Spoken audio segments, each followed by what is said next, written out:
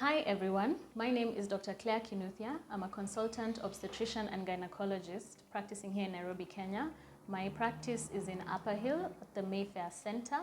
I'm also on social media, and a lot of you know me as they call me Daktari because that's my social media handle. I'm on Instagram, on Facebook, on TikTok primarily. But the blog itself, they call me Daktari, you'll find as the separate website, which is theycallmedaktari.com. I am also an entrepreneur and running my own cosmetics company known as Claire's Argan Gold Cosmetics Limited.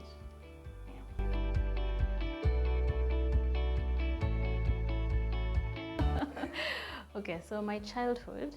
So I was born in Nakuru, and then we moved to Nairobi when I was about maybe two and a half, because my parents were, we were in Nakuru because my parents were interns there. So my dad is also a doctor, my mom is a pharmacist.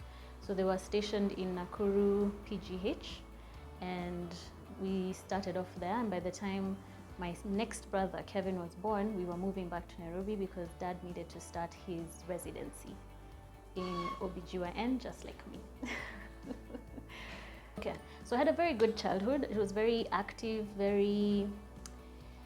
my parents tended to really nurture our talents and our interests. So I was blessed in that way because if I wanted to do ballet, if I wanted to act, if I wanted to be creative, because I have a very creative side myself, they were able to enable us to nurture that talent, and we were able to experiment with different things until you found your niche. So I enjoyed that about my childhood. I went to nursery school, was Our Lady Guadalupe at Adams Arcade, and then primary school I started off in Loreto Convent, Valley Road, and then went to boarding school from standard 7 in Kajiado, Konabaridi specifically, and that was St. Patrick's Hill School. It was a disciplinarian scenario. I'd never been spanked before or hit until that time. But again, it was a discipline thing.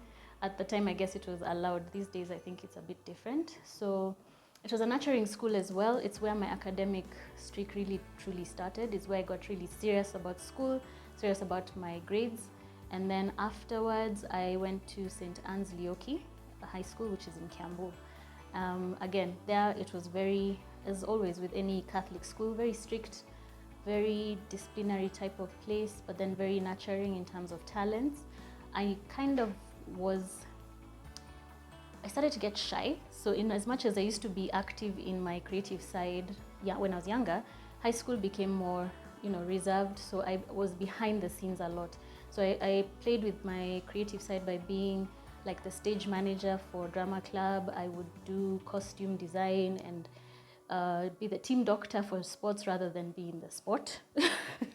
So I joined, what are they called? Girl Guides from very early on, and we did a lot of BLS training with St. John's. That's basic life support training.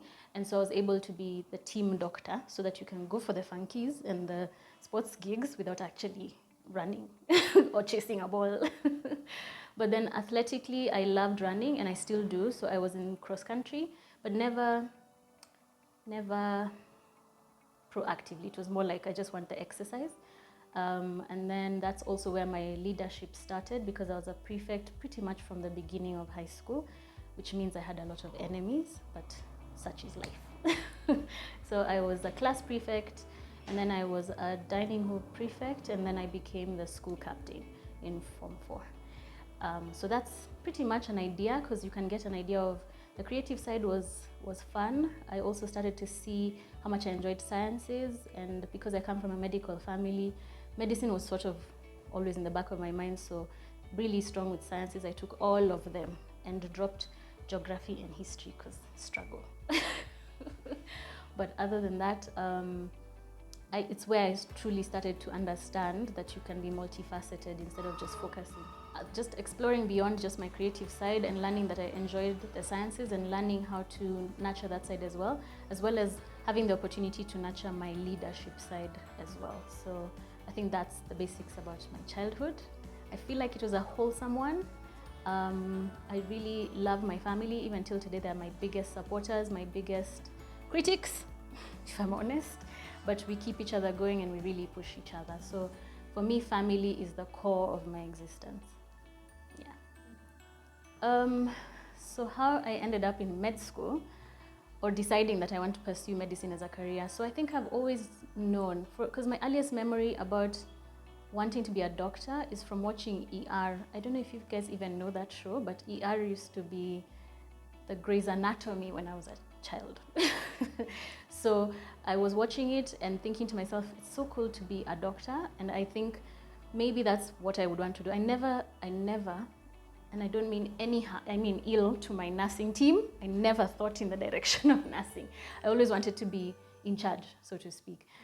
So I knew from as early as maybe 7 years old that I wanted to be a doctor. And then my family, because they are in medicine, was also a good influence, because the thing I have to give them credit for was they found a balance between work and family life. So we never felt like they were not there. In fact, we usually joke with my brothers now and we say they conned us because they made it look easy. Because the day I joined med school, that's where the struggle and the challenges came in. But I think I've always known. I'm one of those boring people who's just always known. Yeah. So I can talk for an hour. So, med school, my medical school experience. Med school, I think I started when I was 19 or 20. So really young, and a lot of us, when you start, you're young and naive. You're just fresh from high school. You got the grades, so you're very excited, and you're keen to become this superhero of a doctor, and you've been watching TV shows that told you doctors have lives as well as saving lives. The lies. So I landed in med school very excited, feeling like you're the cream of the crop, knowing very well that you scored the grades, you're intelligent, and then they slap you with a fast cut, and you get 13%. Let me tell you. I remember the first time I questioned my decision was when we started anatomy first year. And OG, I don't know if he's still there. Is he still there? Sorry. OG, doctor. Anyway, so OG was in charge of the anatomy department. And what he did when we first walked in was he took us around through the mortuary in Chiromo, which was not as nice as it is now. And it was shock, because again, a cadaver is very different from a fresh body. And cadavers are preserved, and they select people who look as normal as possible, so very little pathology. So when we're walking through that space, that's the first time I was like, hey, is this really what I signed up for? And then we started dissection, and we stopped eating meat for 3 months because the smell and the color and everything. But the other side was I really enjoyed the work. I really enjoyed what we were learning. The first day of dissection, you cut that sciatic nerve in half and it disappears, and OG comes and shows you, he's like, that was the nerve. And that's when you laugh at yourselves. So when you start off, it's a hacking job. By the time you're finishing, you're pretty much a surgeon. So just seeing those skills develop and going through all the other preclinical part of med school was challenging in that 50% was a pass mark and you barely made 50, like you made 51. Sometimes you have that 49, like cuts save you because some of them you passed. So it was a shock in many ways, but it also turned around very quickly to become a positive type of challenge. I had an amazing group of classmates, and our discussion groups throughout the years were fantastic, because the first thing you realize is you have to work together in order to pass med school. The first thing they'll teach you is integration and pretty much working as teams, because it's not just about being the leader, you have to learn how to work well with others. So for me, med school was really good for that kind of training. When it came to how to balance, if I'm honest, work-life balance didn't exist in the first 3 years, because preclinical times are, there's lots of work, you're always in class, in fact, it's the time where friendships changed, because the people we were in high school with who didn't come to med school had easier schedules in university. So they were always partying, they were always having fun, and us, we were always in school. and it started to feel like we were dodging them, and yet we just didn't have the time. So one of the first things I had to learn was sometimes you have to make a sacrifice for a short period of time for the good of your future. So it's not the time to chase too hard to have a balance, but I'll still insist, do make time for a bit of a social life, because in as much as you're working as hard as you are and you are training and you're focused on the goal in the end, you have to remember that you're still a person and you're a whole person. You're not just a doctor. So nurture your relationships with your family, spend time with some of your friends, build relationships even in med school, because that's the time it's the building blocks for your future. You'll spend a lot of time with these people and you will be working together pretty much the rest of your career lives. So invest in that, but prioritize school. You have to do that in order to pass. Okay. Oh, that's a fun question. Okay. Obstetrics and gynecology. I don't know that I chose obsgyn. I think obsgyn chose me. Why do I say that?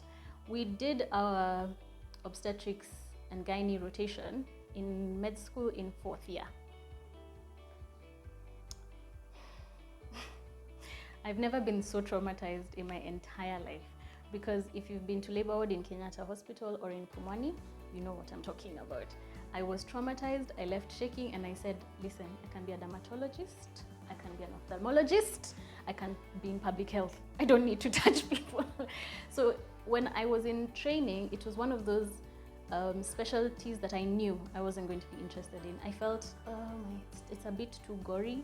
In as much as, yes, it's bringing life into the world, when you're dealing with that number of patients and being thrown in the deep end, because that's basically what happens in training, it was a bit too much. And then I went to internship. So during my internship, I was posted to Kerugoya. It was then Kerugoya District Hospital. I'm sure with counties now it has a slightly different name. But when I was there, my rotation in obsgyn really surprised me. I thought I was going to have to power through it because of what I had gone through as a medical student. But then instead now I was dealing with a patient one-on-one, and you actually have access to making decisions. Sure, you're being supervised and you're working with your seniors, but now you feel more like a doctor. And you actually get involved with the emotional side of pregnancy and childbirth, because you're walking this journey from the beginning to the end with the patients. It was rewarding, it was surprisingly enjoyable. Even the bad parts, even the parts where you're dealing with a bad outcome or a miscarriage and you have to give that news and you have to do procedures to get the lady back to being healthy. There was a good feeling, there was a feel-good element to it at the end of it. And then people started naming babies after me. Let me tell you, that's a serotonin hit that you cannot replace. I had my patients, I'd go to the market and they'd recognize you as Daktari, because again, it's a smaller town at the time. Recognize you, give you all the vegetables. I had somebody bring me chicken, a whole live chicken. I lived in a flat, I didn't know what to do with it. Somebody else brought me a goat. I mean, so it started to give you a sense of, if you are the doctor bringing life into the world, if you're helping me through the most happy time of my life, or sometimes the most challenging and depressing time of my life during the journey of pregnancy and childbirth, you're part of the family. You become drawn in and you become a strong part of the family, and it's for the rest of the life, the family's life. I have people who walk up to me and say, you know, you delivered this one, and the person who's been called this one is taller than me. And I'm like, wow. First of all, I'm old, first. Secondly, wow. I mean, the fact that you even remember who I am, and this is so many years later. So that's why I say obsgyn chose me, because it was during my internship that the idea was cemented. I was then posted out of obstetrics as a medical officer because I stayed on at the hospital, but nothing else replaced it. Nothing gave me that happiness. I used to volunteer to do shifts in obsgyn, and that's how I sort of knew. I worked as a medical officer for 2 years, and during that time I sort of just missing working with pregnant women, working with women in gynecology, sorting out issues to do with reproductive and sexual health. It became a passion for me, and even more so now, during my training afterwards and now in practice, I don't think I'd do anything else. So I am exactly where I'm meant to be.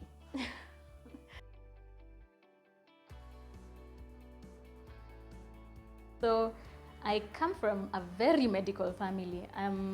Dad is also, so he's my mentor in obstetrics and gynaecology. Then mom is a pharmacist. Then my brother Kevin is finishing up his training, his residency as a plastics and reconstructive surgeon. I was told to be saying that correctly. And then Brian is a sports medicine specialist or sports physician. So yes, there's a lot of medical jargon. There's a lot of gory stories at the dinner table. The one person who finds it offensive is mom, because she doesn't touch patients. Like she doesn't go to the OR, she doesn't do blood. Ironically, she's a pharmacist. She's like, drugs, medicine, chemistry, fantastic. You guys and your horrible stories, not so much. So we manage the stories because of her, but then the best thing about it, on top of having people I can speak to normally, like the jargon just comes out and everybody understands what I'm talking about.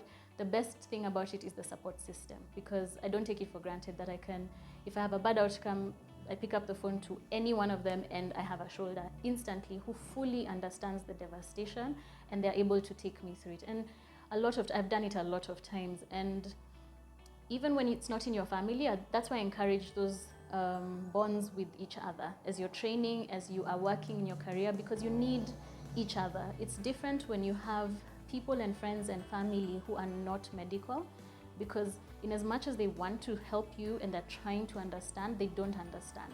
They never will understand the responsibility and the heartbreak that you literally go through if you have bad outcomes, or if something just doesn't turn out exactly as you had planned, which we know is just the nature of medicine. So for me, it's been a blessing. And when I said they were also my harshest critics, it is very true, because if I do something and I go and tell them about it and I'm busy celebrating and they tell me, but you did, this is a gap, and this is a gap, and this is a, and I'm standing there going, I'm in the middle of a celebration, guys. But yes, jargon has always been a normal part of our dinner conversations, yeah. How do you balance your clinical work and your social media? Do Okay. you do it alone? Or do I have a team? Right. I don't think I balance it very well. So I do everything by myself. I research and write script for the content that I make up for social media. I then shoot myself and then edit myself and then schedule and post and respond to every comment and, you know, interact in every way, and also then take the time to learn how different platforms work and how to strategically use each one of them to get the message out there. Because the primary aim, so I sort of have 3 primary aims with my social media presence. The first one is to share the reality of what it is like to be a medical professional in Kenya. So I feel like, because during my time, during when I was training and during the time of, in fact, the entire length of my career, we just didn't have mentors, in the sense where if I'm not talking to you about a surgical procedure or a medical condition, that direct kind of mentorship, there wasn't anything else. So what I used to see was how hardworking everyone is, but nobody tells you about their family life, nobody tells you how they make time for their people or to meet social obligations. Do they even have that kind of balance? Are they human or are they machine? So because I felt that was a huge gap for me, I thought, why not put myself out there and just start to show the true picture, that we are human. We are human first, and then we are medical doctors, not the other way around. And there's no room for ego, there's no room for negativity, there's no room for pushing others off the ladder in order to climb to the top. There's no room for any of that. There's also no room for secrecy. Like if you're struggling, let's talk about it. If, like I said about mental health, if there are people who are struggling, I'd like them to know that even I have my challenges, even I have difficult days. There are days that are really good and there are days that are very challenging. And the more open we are about it, the less I feel like the person who's watching, that medical student who's starting off, the one who's struggling through those exams, the one who is an intern and struggling with the first loss that they've had, starts to understand that this is normal, because I didn't have that. I used to beat myself down so much because it felt like a failure that I could never recover from. So social media, that's the first thing I have in mind when I'm posting, is just to show that I'm a human being, I have a whole life, and I try as much as possible, fail miserably several times, but try as much as possible to have as much of balance as possible. The second reason I'm on there is mentorship. Like I said, there were role models on social media. I think we are still very few. There are some who are as loud and proud as I am, others are a bit more reserved, because generally as doctors we tend to be reserved and we shy away from the limelight because of our training. Our training has taught us, I call it toxic humility, because the second I say I am good at my job, I know what I'm doing, I'm the expert in this field, everyone thinks I'm boasting, but it's fact. So it's important to mentor those who are behind me, as well as create spaces for my mentors to come on my pages as well, and mentor others. So it's never just about me, it's a community, it's building a community. Over the years, it's grown significantly, and it's always generally been positive vibes, but we also talk about the realities and the hardships when it comes to medicine. Then finally, it's to share responsibly sourced and researched medical information to the non-medical people who follow. So part of the community is patient education, or just general people education, because our health is our most important asset. Without it, you cannot get your wealth, you cannot have a wholesome life, you cannot engage with other people fully. So the earlier we learn to take care of ourselves and our health, and we prioritize it, the better. So if you go on those pages, you'll find that I do share different types of content about different medical conditions, and it is intentional so that you have a free source of information. I'm not going to give you too much information, because again, there's such a thing as too much, and that's where the doctor comes in. So if you have a problem and these symptoms sound like that problem, see your doctor and have it checked so that we have a proper diagnosis. There's no such thing as online treatment, or even when we're consulting virtually, you still usually will have to come in for us to do proper examinations and tests and the like. So that's the third arm. So I don't really think I have much balance. I do my best. It's me by myself. What I've done is I sort of have a strategy with how I post and a routine now, so that there's things that I'll do automatically, and then there's times I will schedule when I'm trying to create content and then post appropriately. So it's challenging in itself, because then I still have clinical work, I still have entrepreneurial work, I still have family and friends and a social life, so it's a bit of everything. But I think if you prioritize, if something is a priority for you, you'll find time, you'll make time for it.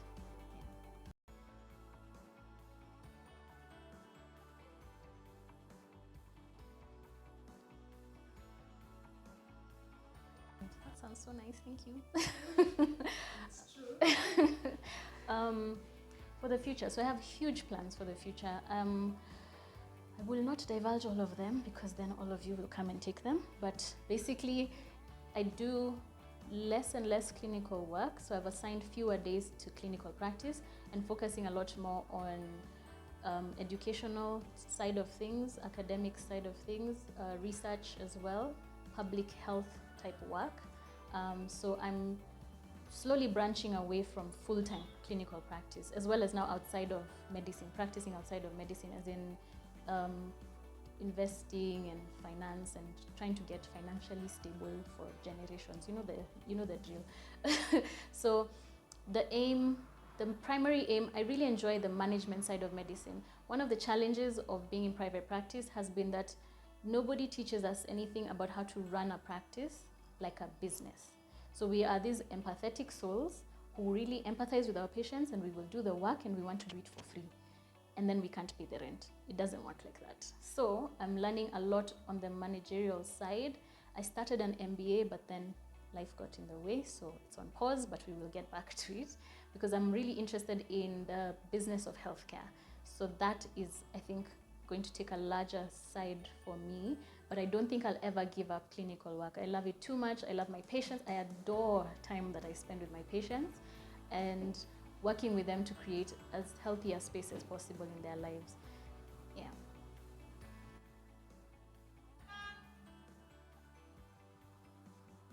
My advice to medics in training, maybe let me start, like you said, with med school. Prioritize your time. Schedule time appropriately. You're not in med school forever. It's a limited period. It doesn't seem like it. 6 years feels like a long time, but it's a limited period of your life. So focus as much as you can and prioritize your studies, prioritize your interactions with your colleagues, prioritize, not specialize, prioritize. Once you have that under control, I'd always advise that you start practicing and learning skills that you will need to function as a human being. Learn how to network. Let me tell you, doctors, I don't know if you think I'm lying, but I think we all know how bad we are with networking in general. Learn how to network, learn how to create significant relationships with people who are not necessarily your friends or your family. Outside of that, I'd also say have a social life. It doesn't have to be as fantastical as you see on social media with people whose only job is social media. Don't get it twisted. You can still have a bit of balance to your own life. Engage in outdoor activities. We are becoming that culture where we just don't see the sun anymore. You're at work or in school all day and you just don't engage with anything that is active.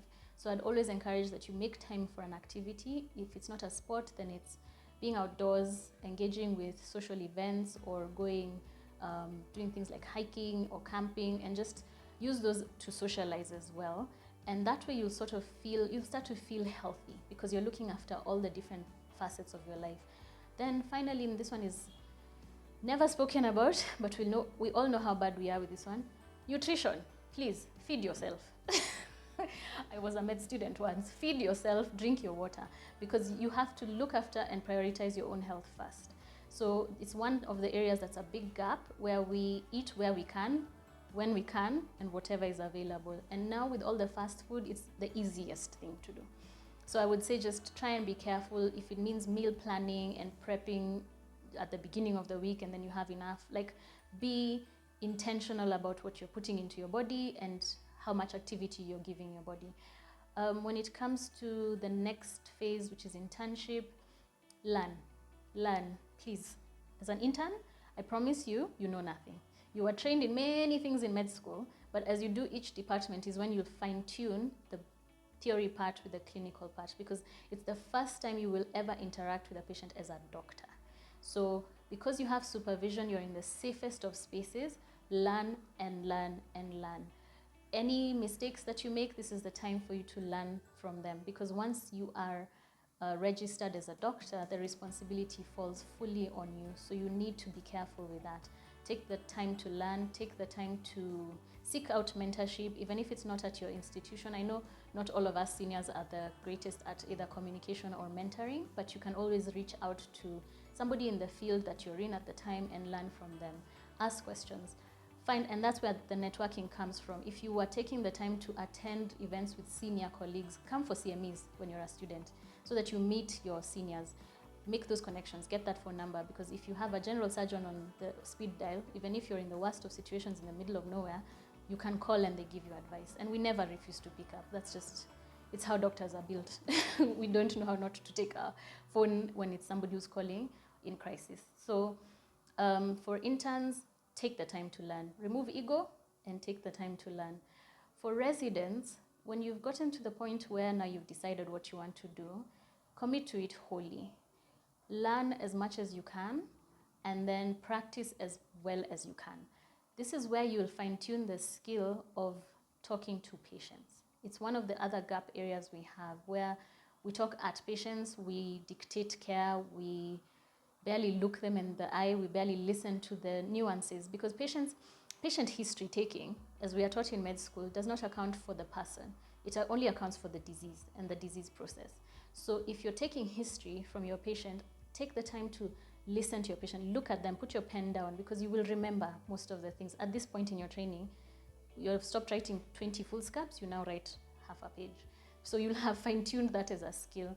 Now use that time to fine-tune looking at your patient, reading their body language, understanding the nuances, because sometimes I'll come and tell you my stomach is aching and I don't want to go to school, when the reality is I have a bully in school. And it just fine-tune that skill. It will take you so far in your specialty. Then read ahead. Read about advancements in medicine. Read about the next level technology. In as much as it may not be in Kenya yet, it's coming. And so if you position yourself right from your residency years, to understand the new technology and the new skills and the new procedures that are being done, then you put yourself ahead for when it comes to time for deciding on a fellowship or deciding if you want to super specialize after residency, or also just go into practice and fine-tuning your skills at the practice level. So take the time as much as you can to focus again on career development, because with each stage of medical training, there's different focus and areas that need your attention. As you become older in the profession, as your training advances, it should now become the fine skills. So keep advancing yourself, and then take the time as you continue as well. Remember, it's always about balancing as much as you can and as well as you can. Sometimes balance just means we go have dinner after discussion group as a group of us. Maybe I'm not socializing with people who are not doctors, but at least I'm socializing. So it doesn't have to be a huge thing. I promise you, what I mean by work-life balance sometimes is just reading a book under a tree. Like, don't make it too glamorous. You don't have to be at every party. You don't need to consume every drug on the planet or drink all the alcohol. It's unnecessary. They're healthy hobbies. You can experiment with different activities until you find what works for you. If you're like me and you're an introvert, sitting at home with my book and my cats is, goals as far as I'm concerned. If I can make an hour for that in a week, I'm happy. So prioritize, focus, and keep making decisions for yourself along the way. Don't be taken along for the ride. You can be influenced and you can be mentored, but it is your life at the end of the day, and it is a life. It's not just medicine. So that would, I think, through the different stages. I guess then in practice, it's about practicing as ethically as possible. Your Hippocratic Oath is your guide, but it's your own decision that you will practice in an ethical manner, considering your patient's requests or desires, because there are options for a reason. Just because you have a medical condition doesn't mean I'm going to take you to surgery straight away. We have conservative management options, we have medical management options, we have surgical management options. I'm not going to push you in any one direction. I will tell you about all of them, and then I'll help you make the decision that's best for you. So if we start to learn that that's how we should practice, you'll find that people stop running away from you, because we keep getting people coming in. Like in my practice, I get people coming in as a third consult or a fourth opinion type of situation, because everywhere they've gone, that person didn't listen to them.